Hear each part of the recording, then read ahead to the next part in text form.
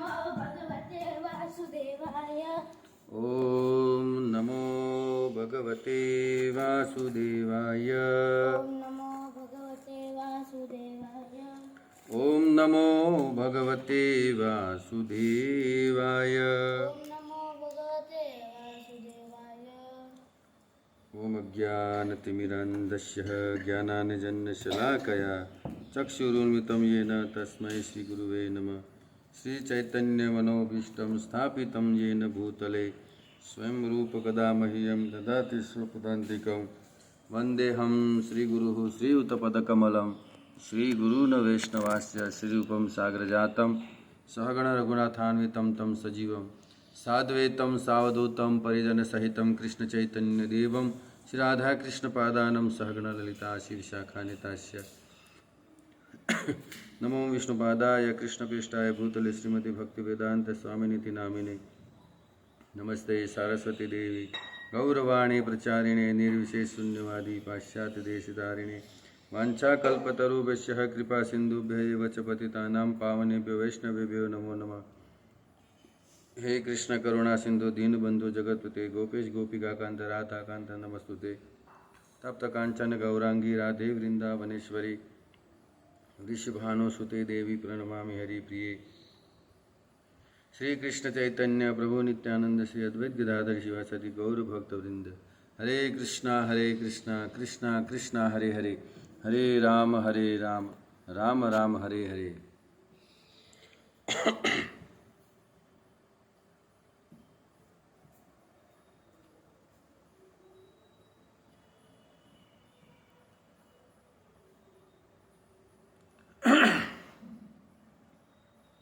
हरे कृष्णा।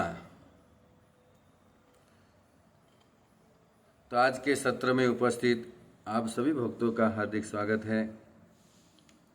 हम यहाँ प्रतिदिन भगवान श्री जगन्नाथ जी की कथा श्रवण करते हैं और उनके धाम में जितने भी स्थान हैं उनके रहस्यों के बारे में भी हमारा बड़ा सौभाग्य है कि ऐसे कलिकाल में ऐसी स्थिति में हमें भगवान जगन्नाथ जी की कथा श्रवण करने को मिल रही है।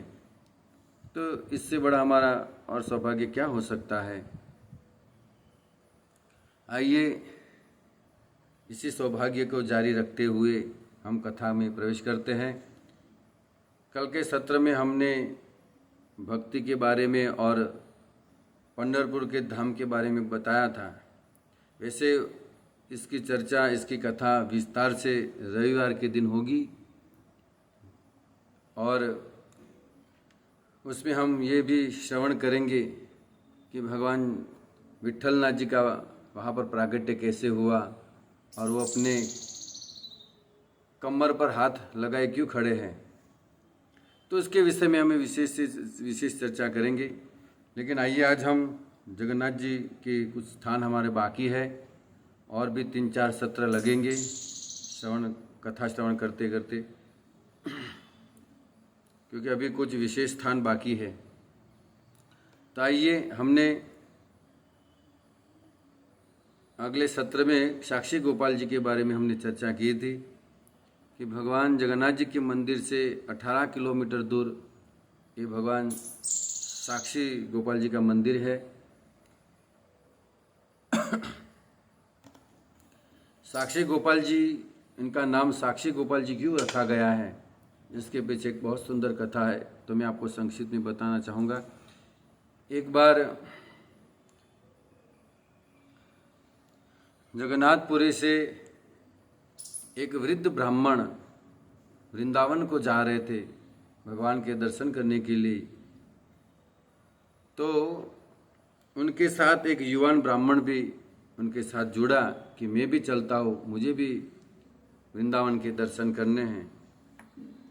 तो दोनों ब्राह्मण जगन्नाथपुरी से चले और चलते चलते वृंदावन पहुँचे। उसके बीच में ये जो युवान जो ब्राह्मण था, उसने उस वृद्ध ब्राह्मण की ऐसी सेवा की थी, इतने सुंदर भाव से, जैसे कोई पुत्र अपने पिता की भी सेवा नहीं करता है, उसी तरह उस युवान ब्राह्मण ने उस वृद्ध ब्राह्मण की बड़ी अद्भुत सेवा की।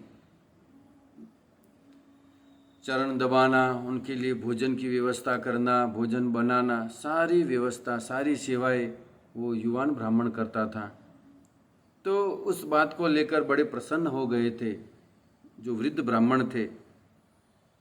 और वृंदावन में जब वो पहुँचे तो इस युवान ब्राह्मण की सेवा से बड़े प्रसन्न हुए वृद्ध ब्राह्मण ने कहा कि बेटा, तूने मेरी बहुत अच्छे से सेवा की है, बहुत अच्छा सा मेरा ख्याल रखा है। अब मैं तुझे वचन देता हूँ कि मैं अपनी पुत्री का ब्याह मैं तेरे साथ करवाऊंगा। तो ये वृद्ध ब्राह्मण युवान ब्राह्मण को वचन देता है। अब ये जो युवान ब्राह्मण था वो कहने लगा कि देखो, आप तो मेरे पिताजी के समान हैं, तो मैंने आपकी सेवा मैंने इसलिए नहीं की थी कि आप अपनी पुत्री का ब्याह मेरे साथ करवाओ। मैंने तो निस्वार्थ भाव से, मेरी कोई कामना नहीं, मैंने कोई स्वार्थवश आपकी सेवा नहीं की थी।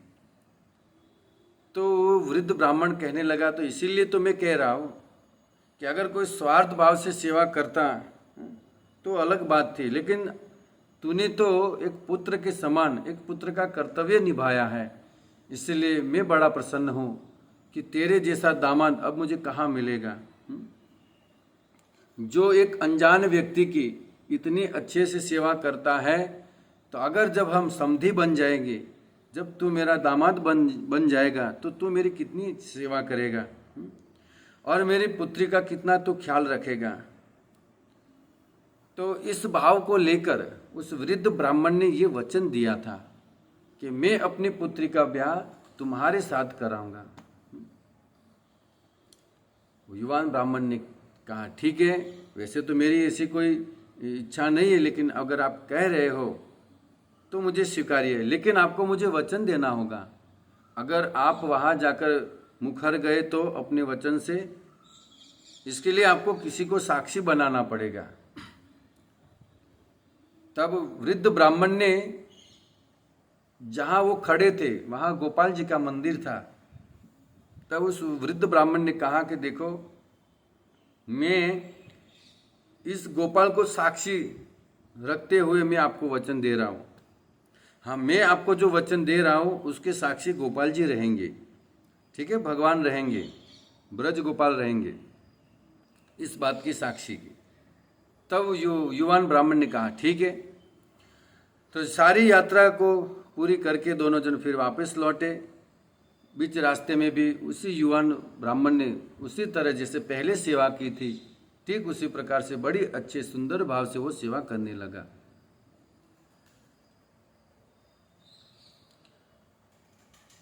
दोनों जन वापस गांव में पहुंचे अपने अपने, दोनों जन अलग हुए। फिर कुछ समय के बाद जो वृद्ध ब्राह्मण था उसने अपने परिवार में ये बात बताई कि मैं जब यहाँ से वृंदावन की यात्रा के लिए निकला था, तब मेरे साथ एक युवान ब्राह्मण था, उसने मेरी बहुत अच्छे से सेवा की और मैंने उसको एक वचन दिया है कि मैं अपनी पुत्री का ब्याह तुम्हारे साथ कराऊंगा। तो परिवार वाले ने सोचा, कौन है वो लड़का, कौन है वो युवान। तो जब उसके बारे में पता करवाया गया तो वो ब्राह्मण था, लेकिन निचली कक्षा का था। पहले के ज़माने में ये उच्च नीच बड़े बहुत दुख की बात है कि उच्च नीच को ज़्यादा मानते थे लोग, छुआछूत बहुत था, ब्राह्मण किसी को भी छूते नहीं थे। तो ब्राह्मण में भी कोई उच्च कोटि के होते हैं, कोई निचली कक्षा के होते हैं। तो उनके परिवार ने कहा कि वो जो लड़का है वो हमारी ज्ञाति से, हमारे कास्ट से वो निचली कास्ट का है। अगर हम अपनी बेटी का ब्याह अगर उस युवान ब्राह्मण के साथ करवाते हैं तो हमारे पूरे समाज में थू थू हो जाएगी। आपने ये क्या कर दिया, आपको कुछ और देना था। तब अब वो वृद्ध ब्राह्मण क्या करता है कि मैंने तो उसकी सेवा से प्रसन्न होकर मैंने कह दिया कि इससे अच्छा दामाद मुझे और कहाँ मिलेगा जो इतनी मेरी सेवा की है। तो परिवार वालों ने सब ने विरोध किया कि नहीं, अब हम अपनी बेटी का ब्याह, भाई ने कहा मैं अपनी बहन का ब्याह उस नीच ब्राह्मण से मैं नहीं करवाऊंगा। नीच का अर्थ होता है निचली कक्षा का, तो हम नहीं करवाएंगे। तो उस वृद्ध ब्राह्मण ने कहा नहीं, मैंने वचन दिया है, मेरे वचन का क्या, क्योंकि ब्राह्मण हूं मैं, मेरे वचन का क्या। तब परिवार वालों ने समझाया कि आप एक काम कीजिए, आप ऐसे वृद्ध ही हैं और कहे अगर वो युवान ब्राह्मण आए तो आप उसको बता देना कि भाई मैं भूल गया हूँ, पता नहीं मैंने तुम्हें क्या वचन दिया था, क्या बात हुई थी, अब सारी बात मैं भूल गया, मुझे कुछ याद है नहीं, आपको ऐसे बोलना है। वो ब्राह्मण ने कहा मैं ब्राह्मण हूँ, मैं झूठ कैसे बोलूँ, मुझे सब पता है। तब परिवार वालों ने उनको धमकी दी, अगर आपने उस युवान ब्राह्मण को ये नहीं कहा तो समझ लीजिए हम पूरे परिवार वाले जहर पी के मर जाएंगे। ये उनको धमकी दी। अब वृद्ध ब्राह्मण क्या करता बेचारा, एक तरफ उसका वचन है और दूसरी तरफ पूरा परिवार जो मरने पे तुला है, जहर पीने में तुला है। अब वो क्या करे, फंस गया, असमंजस में फंस गया, करे तो क्या करे। फिर ठाकुर जी को प्रार्थना करने लगा, हे ठाकुर जी, मैंने उस युवान ब्राह्मण को आपके सामने मैंने ये वचन दिया था, हमारे वचन के आप साक्षी है, आप लाज रखना कि अगर मैं अपनी बात पर अड़ग रहता हूँ तो मेरा परिवार जहर खाने में तुला है, अब मैं क्या करूँ, आप ही इसका कुछ हल निकालिए। 2-3 दिन हुए, फिर वो युवान ब्राह्मण ने सोचा कि वृद्ध ब्राह्मण ने कहा था कि मैं अपनी बेटी का ब्याह तुम्हारे साथ कराऊंगा, अब हुआ क्या, भूल गए क्या, शायद वृद्ध है भूल गए होंगे, अब मुझे जाकर याद करवाना पड़ेगा। तो वो युवान ब्राह्मण उस वृद्ध ब्राह्मण के घर पर आया, आकर कहने लगा जी आप भूल गए क्या अपना वचन, आपने वृंदावन में क्या कहा था। तब वो वृद्ध ब्राह्मण ने कहा क्या क्या कहा था मैंने। तो युवान ने कहा आप भूल गए, इतनी जल्दी भूल गए, अभी तो कुछ ही दिन बीते हैं, 1-2 साल थोड़ी बीते हैं, अभी तो 7-8 दिन बीते हैं और आप भूल गए। आपने मुझे क्या वचन दिया था कि आप अपनी बेटी का ब्याह मेरे साथ करवाओगे, भूल गए, आप ब्राह्मण हो, वचन भूल गए आप।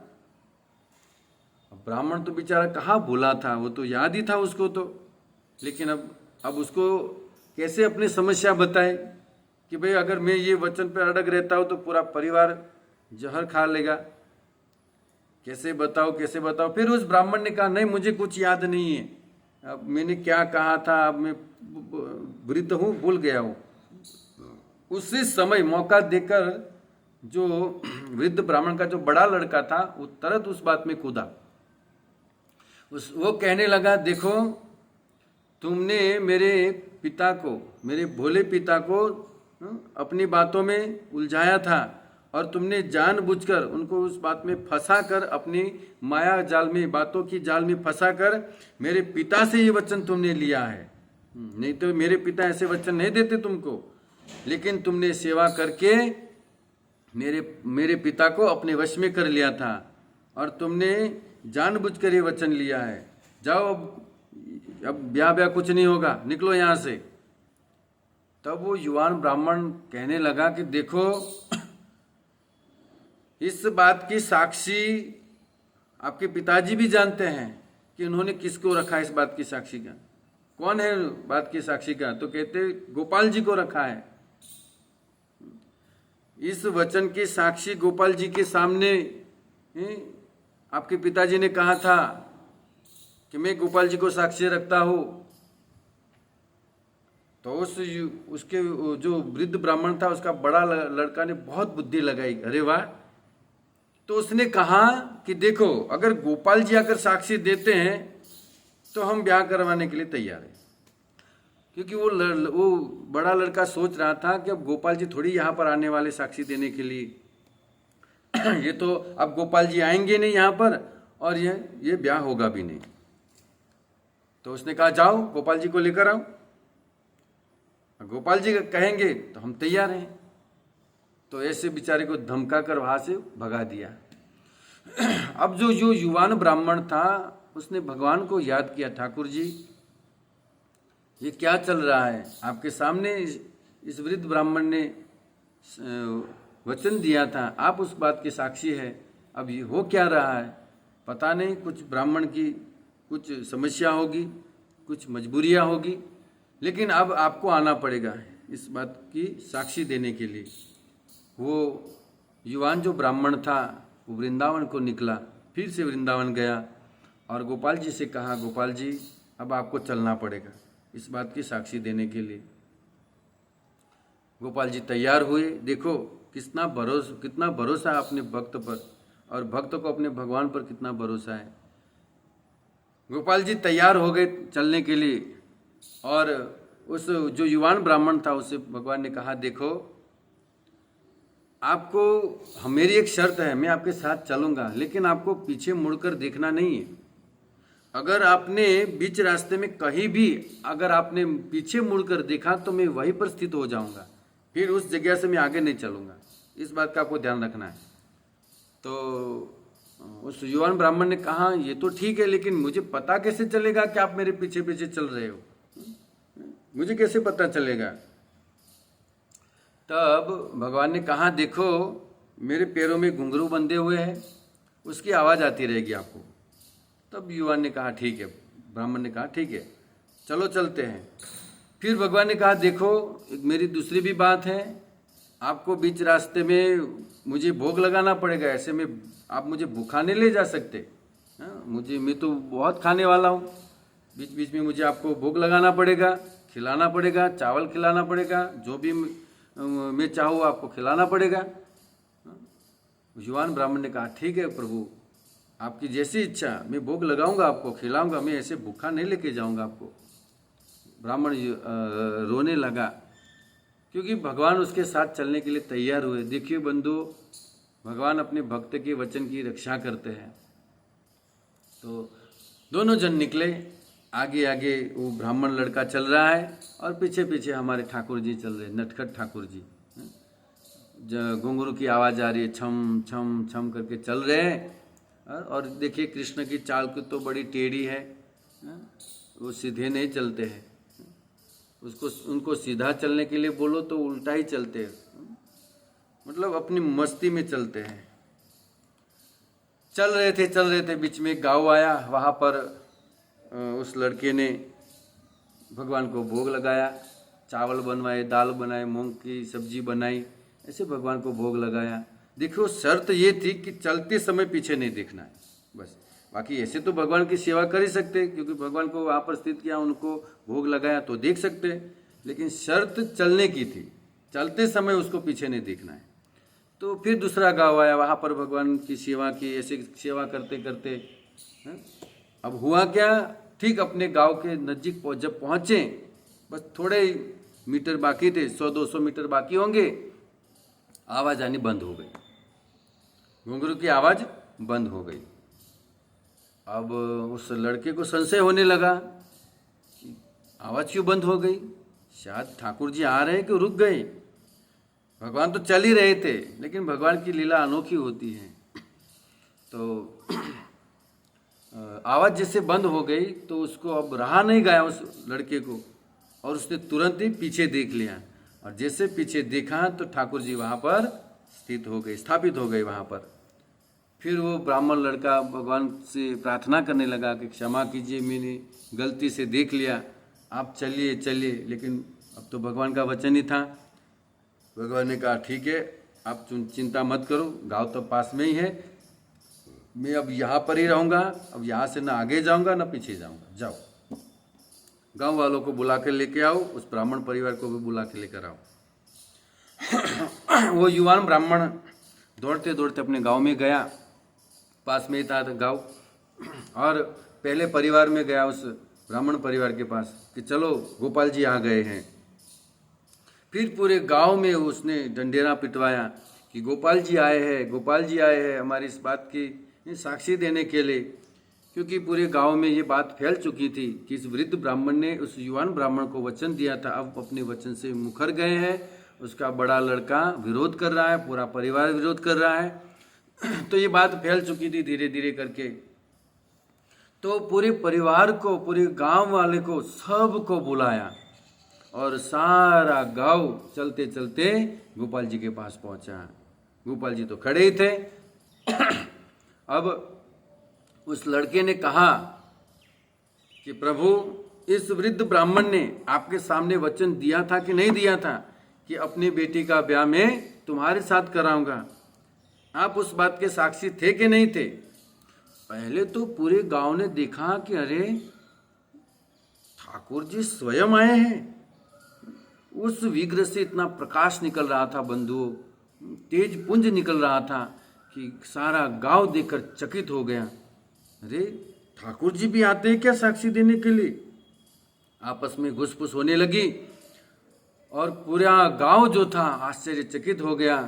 अरे देखिए, इस युवान ब्राह्मण की साक्षी देने के लिए ठाकुर जी आए हैं, स्वयं ठाकुर जी आए। तो अब पूरा परिवार जो वृद्ध ब्राह्मण का था उनको आगे बुलाया, तुम आगे आओ। तो पूरा परिवार आगे आया। उस युवान ब्राह्मण ने कहा, प्रभु अब आप बताइए कि ये बात सत्य है कि नहीं है। वो वृद्ध ब्राह्मण जो था ना, वो साक्षी गोपाल जी के चरणों में गिर पड़ा और रोने लगा कि प्रभु आप तो सब कुछ जानने वाले हो, आप तो तीनों कालों को जानते हो, भूत भविष्य वर्तमान सबको आप जानते हो। आप मेरी मजबूरी भी जानते हो कि मैंने झूठ इसलिए बोला है, मैं अपने वचन को नहीं भूला हूँ, लेकिन मेरी कुछ मजबूरियाँ थी जो आप जानते हो। अब आप साक्षी दीजिए, मैं तैयार हूँ अपनी पुत्री का ब्याह करवाने के लिए। तब सारे गांव के सामने देखिए भगवान बोले, क्या बोले कि हाँ, इस वृद्ध ब्राह्मण ने इस युवान ब्राह्मण को ये वचन दिया था। वचन क्यों दिया था? क्योंकि इस वृद्ध ब्राह्मण ने ये भी कहा था कि मैं तुम्हारी सेवा से प्रसन्न होकर अपनी बेटी का ब्याह मैं तुम्हारे साथ कराऊंगा। तब इस युवान ब्राह्मण ने कहा था कि भाई इस बात की साक्षी कौन होगा? तब इस वृद्ध ब्राह्मण ने मुझे, अर्थात मुझे इन वृद्ध ब्राह्मण ने इस बात का साक्षी बनाया था। तो ये सत्य है कि इन्होंने ये वचन दिया था कि अपनी बेटी का ब्याह मैं तुम्हारे साथ कराऊंगा। हरे कृष्णा कृष्णा कृष्णा हरे हरे, हरे राम राम राम हरे हरे। बंधुओं देखो, ठाकुर जी स्वयं बोले कि इस बात की साक्षी मैं हूं। अब क्या करता वो बड़ा लड़का?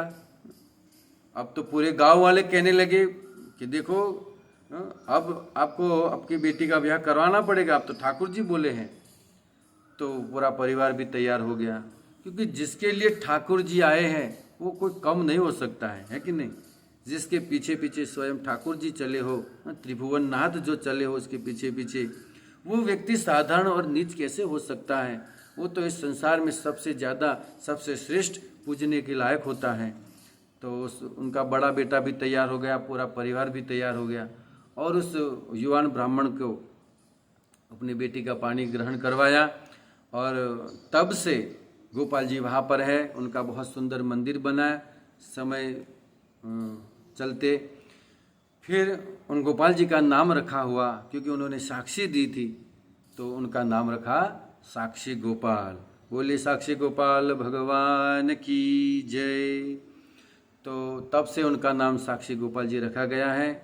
और आज भी ठाकुर जी वहाँ पर खड़े हैं और सभी को अपने दर्शन देते हैं और सब जीवों को कृतार्थ करते हैं। तो ये मंदिर जो है साक्षी गोपाल जी का, वो जगन्नाथपुरी मंदिर से 18 किलोमीटर की दूरी पर है। जब भी जाओ तो ठाकुर जी का दर्शन कीजिए। ठाकुर जी स्वयं हैं, कई विग्रह बनाए हुए नहीं है। भगवान के कुछ जो प्राचीन मंदिर है, उस प्राचीन मंदिरों में जो विग्रह है वो बनाए विग्रह नहीं है। नहीं तो क्या होता है कि भाई चलो जयपुर में मंदिर के विग्रह बनाए और मंदिर में स्थापित किए, प्राण प्रतिष्ठा किया और सेवा पूजा चल रही है। ऐसा नहीं है। साक्षी गोपाल जी है। फिर वहाँ पर जितने भी मंदिर है, नील माधव जी की भी हम चर्चा करेंगे आगे। वो नील माधव जी भी स्वयं है। भगवान स्वयं उस पत्थर के रूप में बन गए हैं, श्री विग्रह के रूप में बन गए हैं। तो साक्षी गोपाल जी जो है वो स्वयं भगवान हैं, वो स्वयं भगवान है। अगर हमें दर्शन करने तो आप जाओ और आप दर्शन कर सकते हो। फिर मैंने कहा था विट्ठल भगवान का पंढरपुर की बात बताई थी। तो जो विट्ठलनाथ जी हैं और माता रुक्ष्मणी हैं, वो भी बनाए विग्रह नहीं है, वो स्वयं ठाकुर जी बन गए थे श्री विग्रह के रूप में। तो स्वयं भगवान ही हैं। तो कुछ विग्रह बनाए जाते हैं और कुछ विग्रह ठाकुर जी स्वयं बने हैं। तो जो स्वयं बने हैं वो साक्षात ठाकुर जी हैं। तो आज भी साक्षी गोपाल जी वहाँ पर खड़े हैं और भक्तों को दर्शन देते हैं। ठीक है, अब समय हो गया है। अब हम क्षीर चोरा गोपीनाथ जी के बारे में चर्चा करेंगे। क्षीर चोरा गोपीनाथ जी का भी नाम कुछ इसी तरह से पड़ा है, क्योंकि भगवान का नाम ऐसे थोड़ी कोई चोर रखता है, खुद थोड़ी रखते चोर। लेकिन उन्होंने खीर की चोरी की थी अपने भक्त के लिए, चुराया था, एक कुल्हड़ चुराया था अपने भक्त के लिए। तो अगर इस कथा को आप जानते हो तो फिर से हम एक बार और श्रवण करेंगे, क्योंकि अगर कुछ सुनने में या कुछ गलतियां हो गई हो, अगर कुछ बात भूल गए हो, तो फिर से अगर इस बात पर चर्चा होगी, इस कथा होगी, तो फिर से पूरी कथा हमें याद रहेगी। तो कल हम क्षीर चोरा गोपीनाथ जी के बारे में चर्चा करेंगे। इसके बाद हम नीलमाधव मंदिर के बारे में हम चर्चा करेंगे, जो मैंने अभी बताया कि वो स्वयं विग्रह है, स्वयं भगवान है नीलमाधव जी, जिनकी सेवा विश्वावसु जी ने की थी। आप जानते हैं ना उस बात को। विद्यापति जी गए थे, फिर उनको दर्शन करने ले जाने के लिए मना कर रहे थे।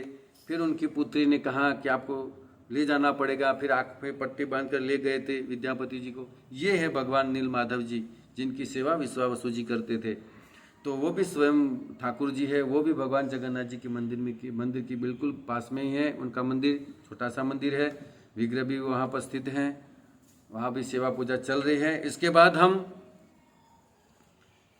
नीलमाधव जी के बाद हम महालक्ष्मी मंदिर के बारे में चर्चा करेंगे। फिर महालक्ष्मी के मंदिर के बाद हम एक बहुत सुंदर कथा है जिनका नाम है भक्त श्रिया चांडाली। क्या नाम है? भक्त श्रिया चांडाली, जो महालक्ष्मी की भक्त हुई। बहुत सुंदर कथा है उसकी, अद्भुत कथा है।